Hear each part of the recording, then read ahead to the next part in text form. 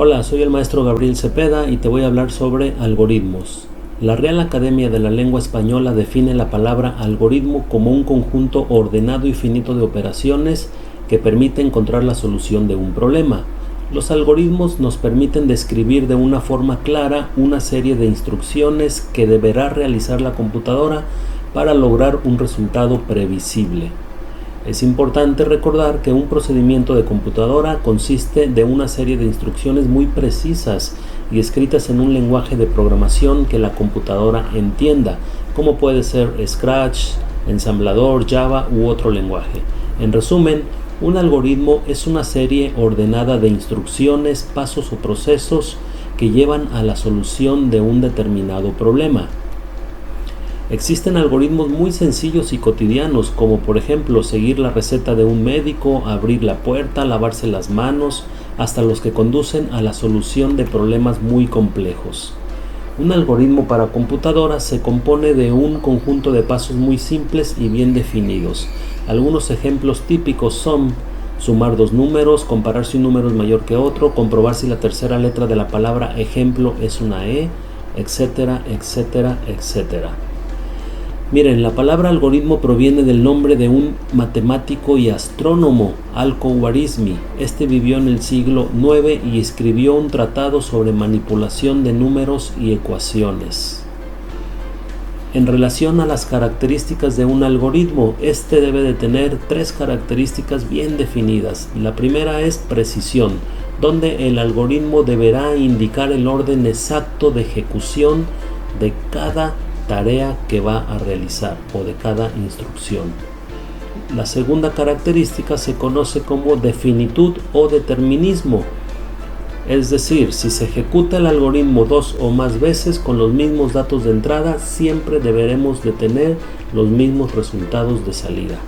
Y finalmente, la tercera característica se llama finitud, donde el algoritmo deberá determinar en algún momento y además usar una cantidad finita de recursos.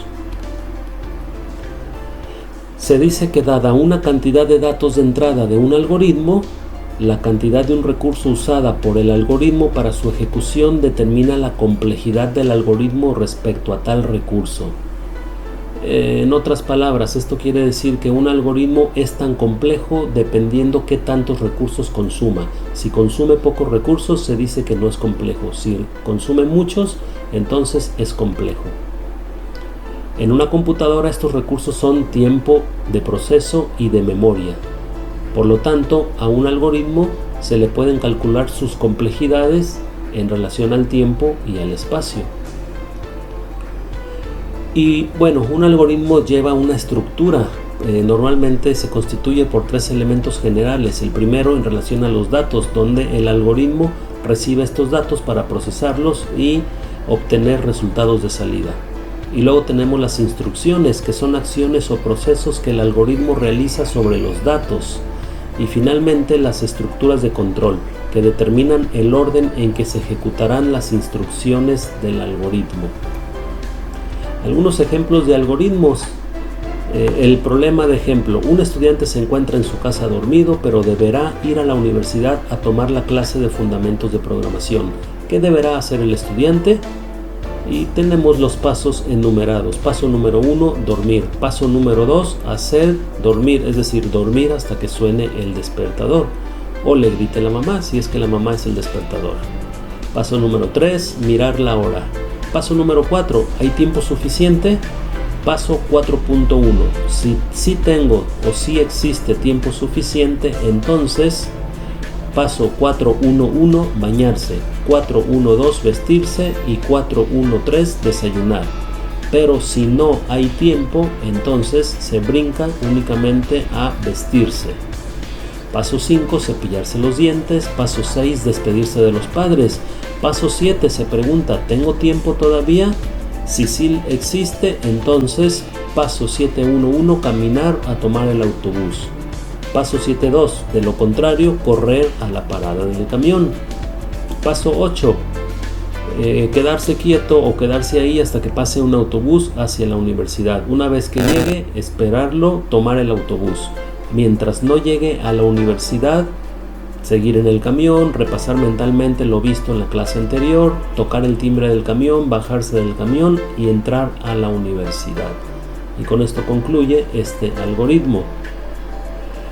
Otro ejemplo, el problema es realizar la suma de los números 2448 y 5746. El paso número 1 es colocar primero los números encima del segundo, de tal manera que las unidades, decenas, centenas, etc. de los números queden alineados. Trazar una línea debajo del segundo número. Paso número 2, empezar por la columna que se encuentra en el extremo derecho. Paso 3, sumar los dígitos de la columna. Paso número 4, si la suma es mayor a 9, anotar un 1 encima de la siguiente columna a la izquierda y anotar debajo de la línea las unidades de la suma. Si no es mayor, anotar la suma debajo de la línea. Paso número 5. Si hay más columnas a la izquierda, pasar a la siguiente columna a la izquierda y volver al paso 3. El paso número 6. El número debajo de la línea es la solución. Bien, existen algunas técnicas para la representación de algoritmos y generalmente se utilizan los diagramas de flujo y el pseudocódigo. Los diagramas de flujo se basan en la utilización de diversos símbolos para representar operaciones específicas, mientras que un pseudocódigo es un lenguaje de especificación de algoritmos. El uso de este lenguaje hace el paso de la codificación relativamente fácil. En relación a los algoritmos existen los problemas, ya que un algoritmo nos permite encontrar la solución a un problema, de tal forma que los problemas se clasifican por la existencia de una solución en solubles, no solubles e indecidibles. Se dice que un problema es soluble si se sabe de antemano que hay una solución para él. En cambio, un problema es insoluble si se sabe que no existe una solución para él. Y un problema es indecidible si no se sabe si existe o no la solución para él. Algunos ejemplos de problemas solubles. Estos se dividen en dos clases, los que son algorítmicos y los no algorítmicos. Un problema se dice algorítmico si existe un algoritmo que permite darle solución, y un problema se dice que no es algorítmico si no existe un algoritmo que permita encontrar su solución. Como ejemplo tenemos un primer problema. Un granjero tiene 50 animales entre cerdos y gallinas. Si la cantidad de patas de los cerdos es de 80 de un total de 1400, ¿cuántos cerdos y cuántas gallinas tiene el granjero? Tenemos como variables conocidas la cantidad total de animales, cantidad de patas totales. Tenemos como variables desconocidas la cantidad de cerdos y la cantidad de gallinas. ¿Cuáles son las condiciones? La suma de los cerdos y las gallinas es igual a 50 y la suma de los pies o de las patas de los cerdos, 4 cada una, es de 80. El tipo de problema es soluble y algorítmico.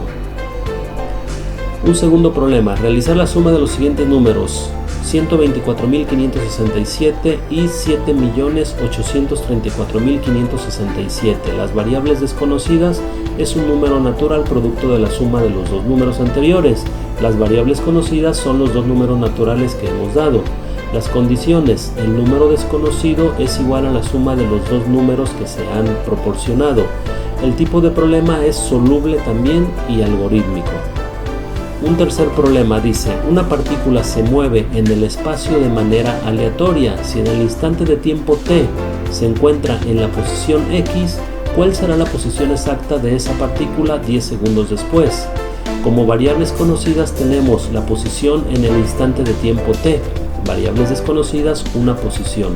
Las condiciones: la partícula se mueve en el espacio de forma aleatoria. Este es un tipo de problema insoluble, no se puede solucionar porque no existe forma de predecir la posición de la partícula, ya que el movimiento es aleatorio. Y muchas gracias, con esto terminamos la introducción a los algoritmos.